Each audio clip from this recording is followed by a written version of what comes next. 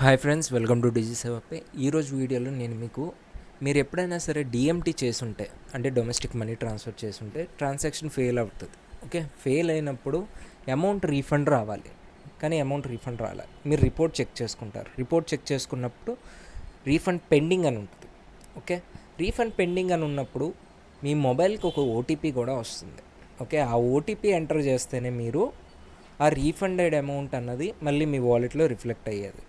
ఈ ప్రాసెస్ ఎలా చేయాలన్నది నేను చూపిస్తున్నాను ఇప్పుడు. ఓకే, సో ముందుగా digisevapay.co.inకి వెళ్ళాలి. మొబైల్లో అయినా సిస్టంలో రీఫండ్ పెండింగ్ చూపించినా మీరు సిస్టమ్ నుండే చేయాలి. గూగుల్ క్రోమ్ ఓపెన్ చేసుకొని వెబ్ లాగిన్ చేసుకొని ఇందులో నుంచే చేయాలి. ఇదే ప్రాసెస్లో చేయాలి మొబైల్ యూజర్స్ కూడా. సో వెబ్సైట్కి వెళ్తారు, గూగుల్ క్రోమ్ ఓపెన్ చేసుకొని digisevapay.co.in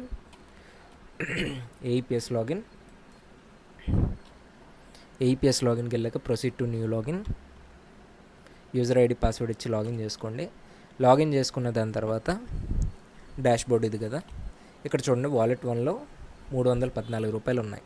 ఓకే, ఇప్పుడు యాక్చువల్గా నాకు రావాల్సిన అమౌంట్ వేరే ఉంది. ఆ అమౌంట్ ఎలా రీఫండ్ చేసుకోవాలి? మనీ ట్రాన్స్ఫర్కి వెళ్తాం. ఓకే, మనీ ట్రాన్స్ఫర్కి వెళ్ళి మొబైల్ నెంబర్ ఎంటర్ చేస్తాం. ఎవరికైతే సెండ్ చేసామో, ఓకే, వేరే వాళ్ళకి సెండ్ చేసినా ఏం చేస్తాం, మొబైల్ నెంబర్ ఎంటర్ చేస్తాం. ఏ నెంబర్పై సెండ్ చేసాము పేరు వస్తుంది. పేరు పక్కన ట్రాన్స్ఫర్, రీఫండ్ 2 ఆప్షన్లు. ట్రాన్స్ఫర్ చేస్తే మళ్ళీ పంపిస్తాం, రీఫండ్ చేస్తే ఆ పెండింగ్ ట్రాన్సాక్షన్ మనకు చూపిస్తుంది.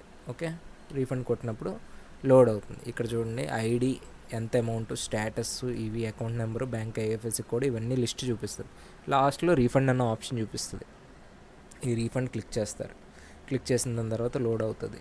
ఓకే, ఈ విధంగా ఓటీపీ ఎంటర్ చేయమంటుంది.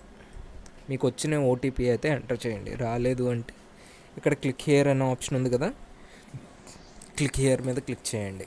క్లిక్ చేసిన దాని తర్వాత ఈ విధంగా లోడ్ అవుతుంది. ఓకే, ఇక్కడ ఒక డాక్యుమెంట్ వస్తుంది, ఇది మొత్తం చదవండి. ఓకే, ఇప్పుడు ఓటీపీ జనరేషన్ కోసం ఇది ఒక లిస్ట్ అన్నది వస్తుంది. ఇది మొత్తం చదివిన దాని తర్వాత ఓకే ప్రొసీడ్ కొట్టండి. ప్రొసీడ్ కొట్టాక ఈ విధంగా వస్తుంది. మీ ఈమెయిల్ ఐడి చూపిస్తుంది, మీ మొబైల్ నెంబర్ చూపిస్తుంది. ఇప్పుడు ఇంకోసారి ఓటీపీ వస్తుంది. ఓకే, ఆ ఓటీపీ వచ్చిన దాని తర్వాత ఓటీపీ ఎంటర్ చేసి ప్రొసీడ్ కొట్టండి. ప్రొసీడ్ కొట్టిన దాని తర్వాత లోడ్ అవుతుంది. కొంచెం లోడ్ అయిన దాని తర్వాత ఇక్కడ సైన్ చేయాలి మీ పేరు. ఇక్కడ డ్రా అని ఉంది కదా, ఈ డ్రా పెన్లాగా వస్తుంది. ఇలాగ మీరు సైన్ చేస్తారు. సైన్ చేసినప్పుడు కిందన సైన్ డాక్యుమెంట్ ఇదంతా కూడా మీ మెయిల్కి సెండ్ చేయబడుతుంది. ఓకే, ఇప్పుడు ఏదైతే డాక్యుమెంట్ సైన్ చేసిన డాక్యుమెంట్ ఉంటుందో ఆ డాక్యుమెంట్ మీ మెయిల్కి వస్తుంది. అది సేవ్ చేసుకోండి జాగ్రత్తగా. ఓకే, ఇది అయిపోయిన దాని తర్వాత ప్రొసీడ్ కొట్టండి. ప్రొసీడ్ కొట్టిన దాని తర్వాత ఈ విధంగా టిక్ పెట్టమంటుంది. టిక్ పెట్టి సైన్ డాక్యుమెంట్ కొట్టాలి. సైన్ డాక్యుమెంట్ కొట్టి ఓకే చేయాలి.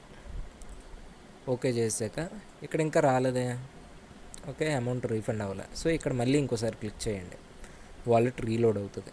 ఈ విధంగా చూసారు కదా, అమౌంట్ రీఫండ్ అయ్యింది. సో ఇది ఈ ప్రాసెస్ చూసారు కదా, రీలోడ్ అవుతుంది. మళ్ళీ రాలేదంటే మళ్ళీ 2-3 సార్లు క్లిక్ చేయండి. ఓకే, బ్యాలెన్స్ ఇది చిన్న గ్లిచ్ ఉంటే తప్ప మీకు ఈ ప్రాబ్లం రాదు. 2-3 సార్లు క్లిక్ చేశారంటే వాలెట్ రిఫ్రెష్ అయిపోతుంది. అమౌంట్ కూడా రీఫండ్ అయిన అమౌంట్ ఇక్కడ రిఫ్లెక్ట్ చేస్తుంది. ఓకే, సో ఇది ఈ ప్రాసెస్లో మీరు డిఎంటీ నుంచి అమౌంట్ రీఫండ్ చేసుకోవాలి. ఐదర్ మొబైల్ యూజర్ అయినా లేదా పీసీలో అయినా సరే ఒకటే ప్రాసెస్. ఇప్పుడు వచ్చి చేయండి. Okay, so thank you so much.